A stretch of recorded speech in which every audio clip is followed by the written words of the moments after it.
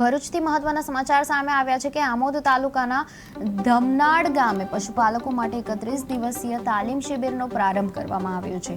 આમોદ તાલુકાના ધમનાડ ગામમાં પશુપાલકોને આત્મનિર્ભર અને સમર્થ બનાવવાના હેતુથી ખાસ તાલીમ શિબિર યોજાઈ છે। બરોડા સ્વરોજગાર વિકાસ સંસ્થા અને ભરૂચ જિલ્લા ગ્રામ વિકાસ એજન્સી દ્વારા આયોજિત 31 દિવસીય તાલીમ વર્ષનું ઉદ્ઘાટન આજ રોજ આમોદ જંબુસરના ધારાસભ્ય શ્રી ડી.કે. સ્વામીના હસ્તે કરવામાં આવ્યું છે। તાલીમ દરમિયાન પશુપાલનના મુખ્ય 4 સ્તંભો અંગે વિસ્તૃત માહિતી આપવામાં આવશે।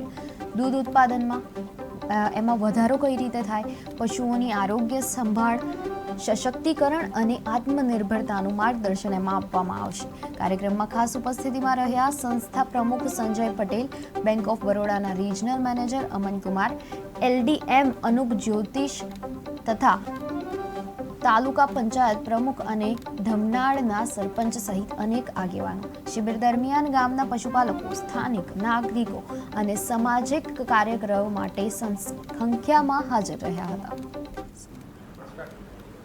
મારું નામ માસ્ટર ટ્રેનર સંજય પટેલ, બરોડા સ્વરોજગાર વિકાસ સંસ્થા અને મિનિસ્ટ્રી ઓફ રૂરલ ડેવલપમેન્ટ બંનેના સહયોગથી ગમણાત ગામની અંદર પશુ ઉછેરની લઘુ ઉદ્યમી 31 દિવસની ડેરીની તાલીમ ચાલુ છે, જેની અંદર અહીંયા જે બહેનો પશુપાલન કરે છે અથવા ભવિષ્યમાં કરશે, જેથી કરીને એમના પોતાના ઘર આંગણે પોતાની સ્વરોજગારી કરી શકે, ચોખ્ખા દૂધ ઉત્પાદન થઈ શકે, જેથી આવનારા આપણા ભવિષ્યના બાળકોને ચોખ્ખા દૂધ મળી શકે અને આપણું અર્થતંત્ર ઊંચું જાય, કારણ કે એ પોતે પોતાના ઘર આંગણે સ્વરોજગારી કરી શકે।